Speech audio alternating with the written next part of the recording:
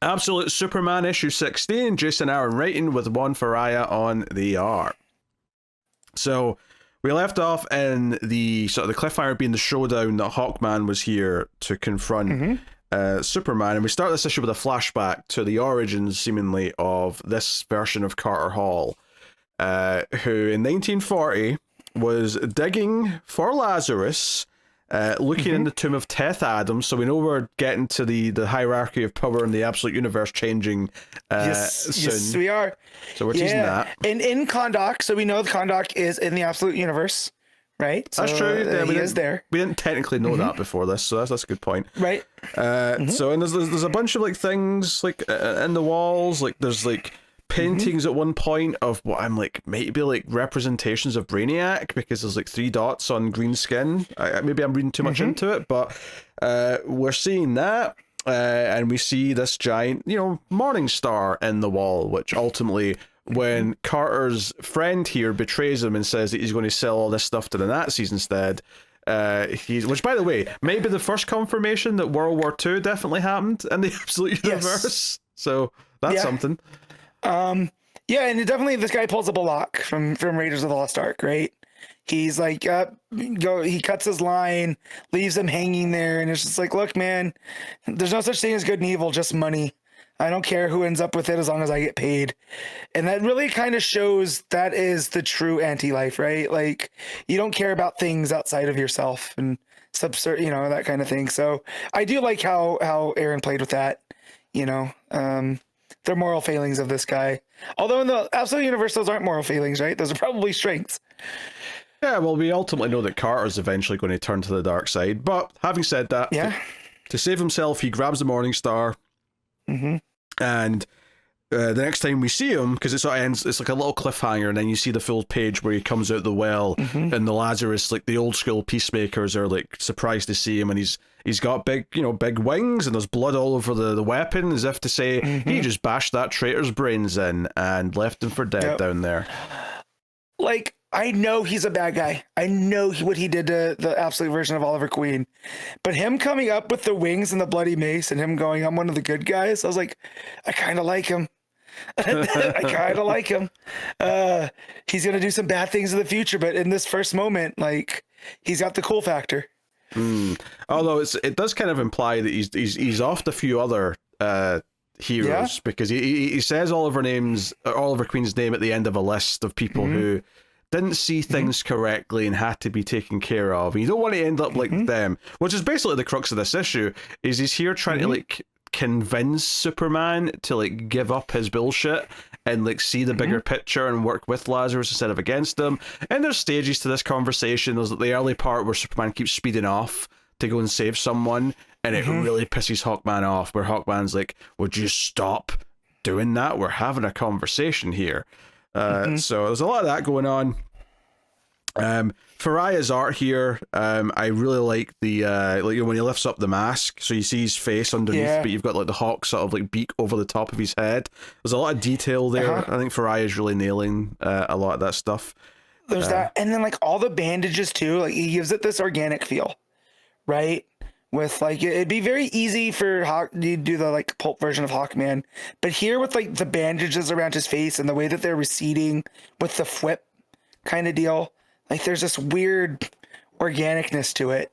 Well, I think what sticks out to me about the bandages that's under the mask, and they kind of like, unravel a bit to reveal his face, which seems to be happening magically around him, basically, is that they're effectively mummy bandages. And I think the fact that he gets his power from like well, they're not in Egypt, they're in Kahndaq, but the idea that we get like a tomb that's like an Egyptian tomb, mummies kind of relate to that type of thing in terms of, at least in terms of pulpy stories anyway.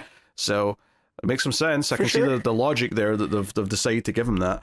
So that's cool. They also tease early on that there's something going on. The Peacemakers are going after some of the Lazarus cargo that's been taken in by the feds. They seize it to get it back. So yeah, it's going to somewhere called Gates, which is another organization that we have, which I zoomed in on the art here on the side of the truck, and it says Global Anti-Terrorism and Emergency, whatever the rest of it is.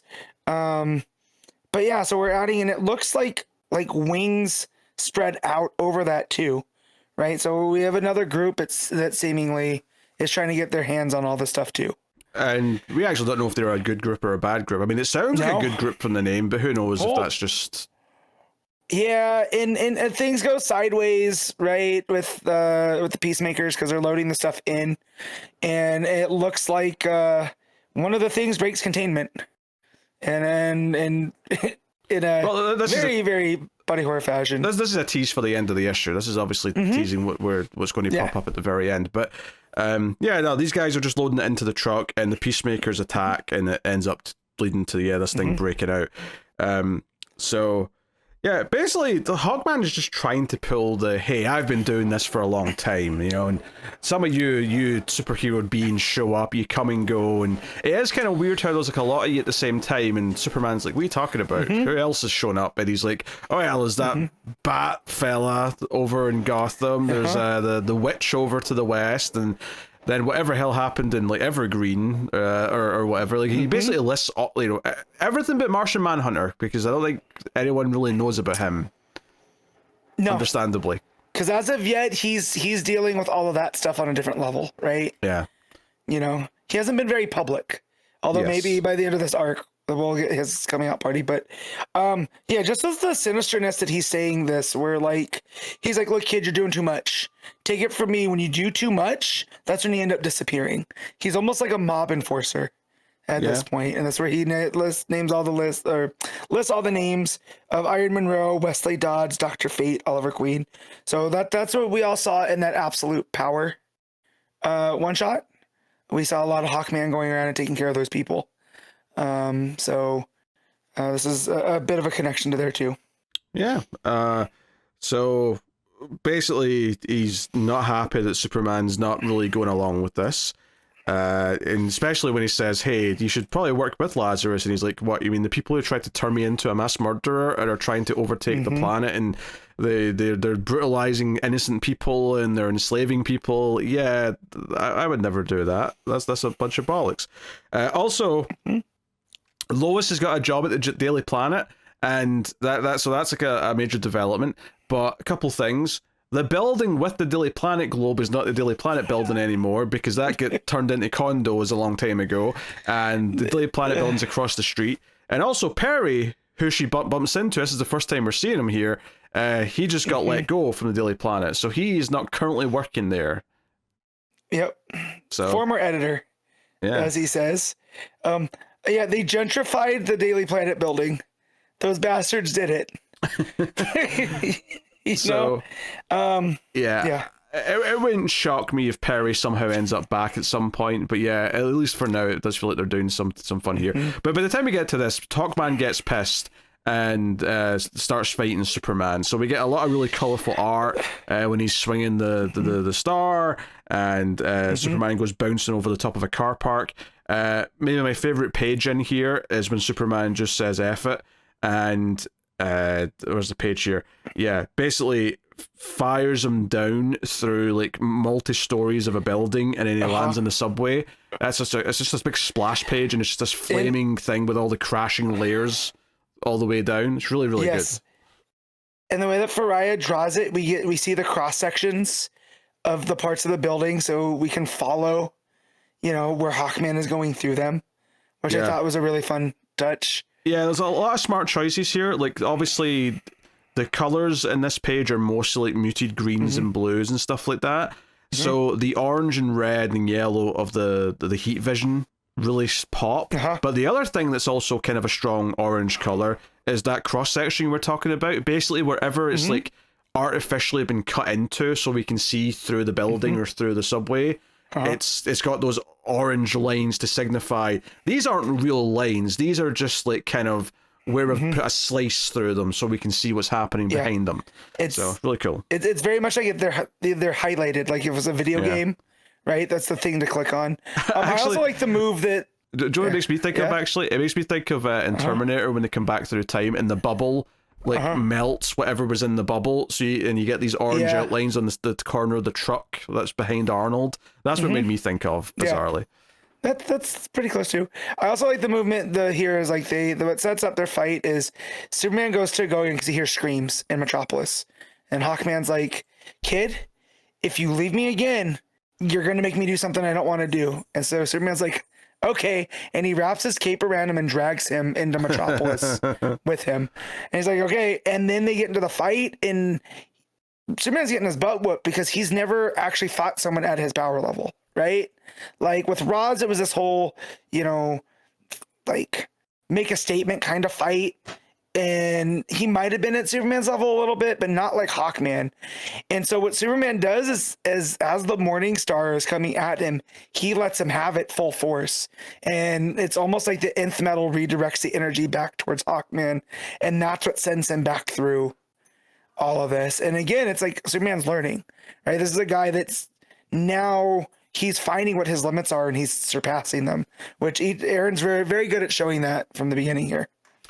Yeah, it's I think this one's emphasizing this tends to be like a Zod fight almost usually, where Zod points out that he was a trained fighter before he ever got powers, and that's effectively what Hawkman says here. He's like, hey, I was already a good fighter before I had these powers, before I had this nth metal suit.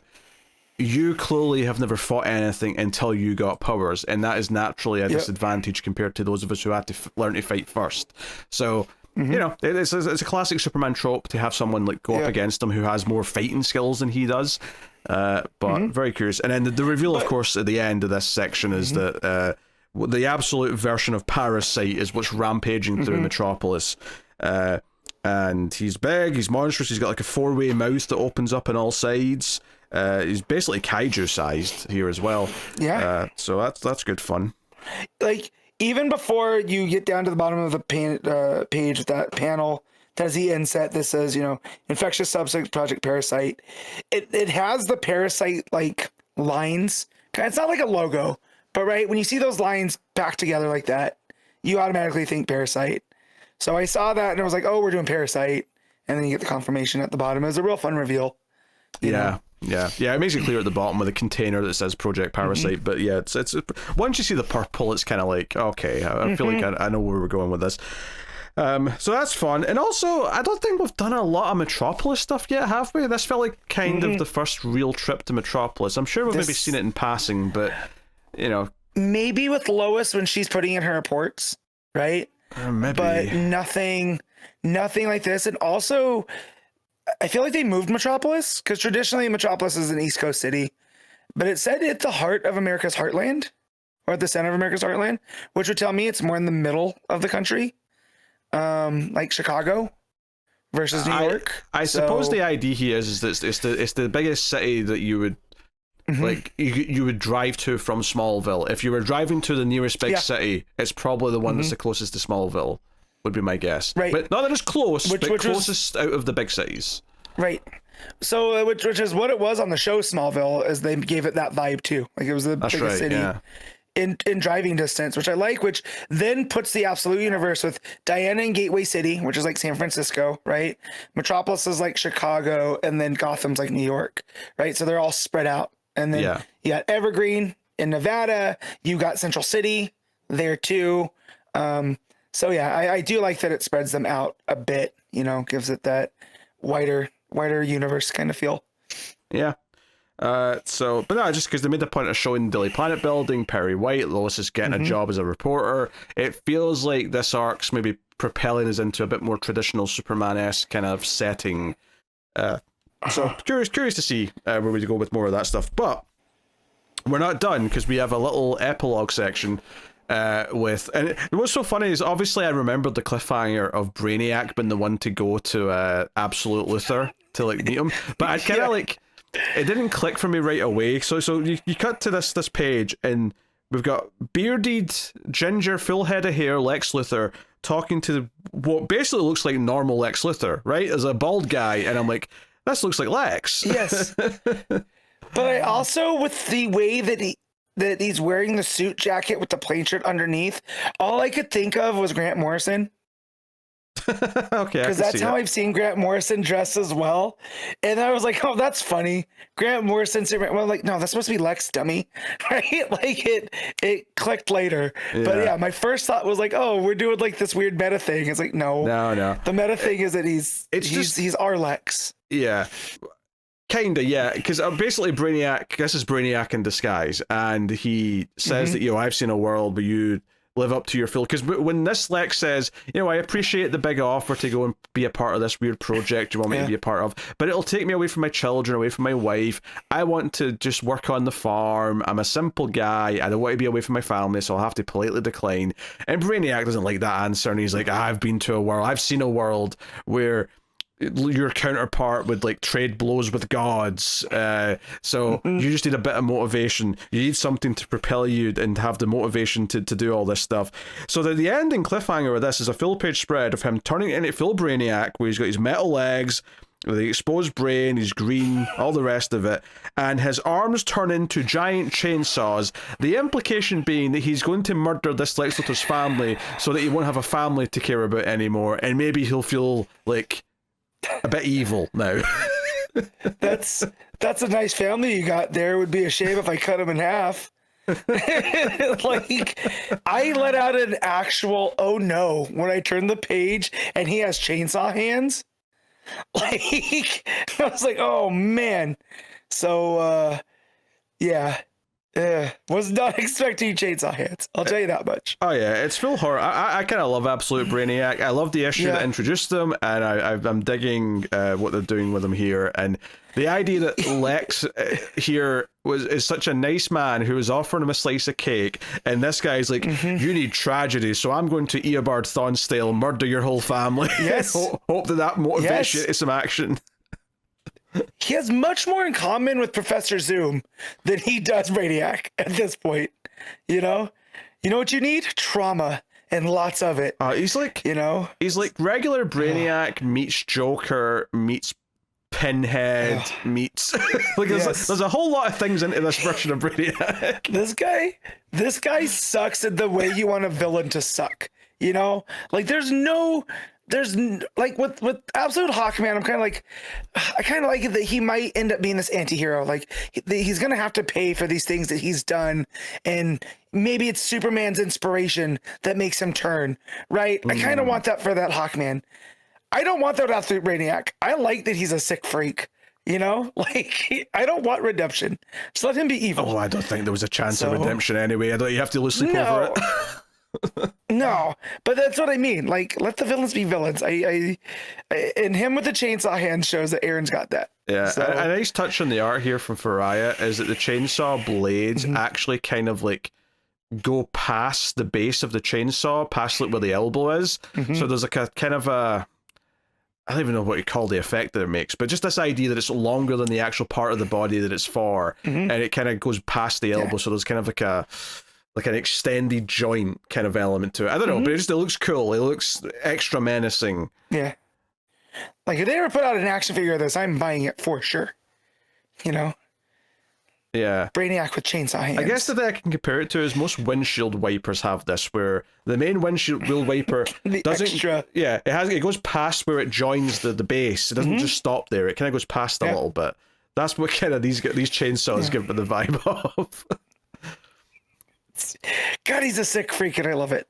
Like, I'm not sure if they're going to like show this or if it's even meant to be this, but I almost imagine that he's able to like spin them around. Like, obviously the blade's spinning, but I mean like the actual thing can spin like a full 360, know, at the joint. But I mean, not that I need that. I won't be disappointed if they don't show that. No, but in my head, I'm imagining it. I definitely feel like I definitely feel like this Lex is like, okay, don't kill them. I'll do what you want, and he does it anyways, type vibe, right? And that's the tragedy of Lex Luthor that puts him on the Absolute. Oh, I hope not. We better see a massacre next issue. Pete's like, I need to see children in pieces. All right, I need that guy holding the beer to his arm on the table. I at the very least, I need to see like Lex Luthor's face covered in blood with him sobbing. And like to imply all the nasty things that have happened. Thank you very much. Yeah. Pull no punches, Aaron. Pull no punches. But yeah, no, it was a good issue of Absolute Superman. I mean, I think the start and the end of it, in a lot of ways, were the most interesting parts. Plus, they're obviously advancing things like Parasite and Daily Planet with Lois and all that. But I really like the opening with teasing the Teth Adams stuff, and I really like the ending with Brainiac. The Superman and Hawkman stuff was good, but it was probably my least favorite part of the issue, even though some of the art in there was phenomenal by far. See, I really like that because it was this clashing of ideas with Superman, and he's still learning this thing. It's that thing where he's a bit too trusting, right? This guy comes up and then he doesn't like what he has to say, so then they have to fight. I think I do like that. For me, up until they start fighting, it's held back a little bit because I know where it's going. Like you know ultimately where this is leading, because you know that he's not going to convince him that like it's a good idea to join Lazarus. You know that Hawkman's a bad guy, so you're just kind of waiting for the pin to drop so that we can actually get on with what it's going to be doing. And once that happens, the fighting's fantastic. It looks gorgeous. Like Ferreyra kills it. And there's some interesting little tidbits and stuff that Hawkman says to him, for sure. It's not like it's devoid of interesting stuff, but it's definitely like, oh, I get exactly where this is going, so I'm not excited by anything until we get to the actual fighting. But but I'm only pointing that out in comparison to the other parts where, all the stuff in the flashback was super interesting and building lore. The ending was just great with Brainiac being an absolute psychopath. Yes. I love how they're seeding the history of the Absolute Universe through these books too. Because we're learning a little bit in Batman and Wonder Woman, now Superman. Yeah, it's kind of interesting how that picture together. Certain other characters are kind of being tied to some of these. Like, there's not going to be a separate Absolute Zatanna book, but like she's a part of Absolute Wonder Woman. There's not necessarily, I mean, maybe there'll be a miniseries at some point, but Shazam and Black Adam are just a part of Absolute Superman's story and lore. So we kind of keep doing that, I think, which is interesting. Yeah, I like it. So, cool. All right, what are you giving Absolute Superman 16? I'm giving this one an 8.5. That is exactly what I'm giving it. So, there we go, 8.5 all round for Absolute Superman 16.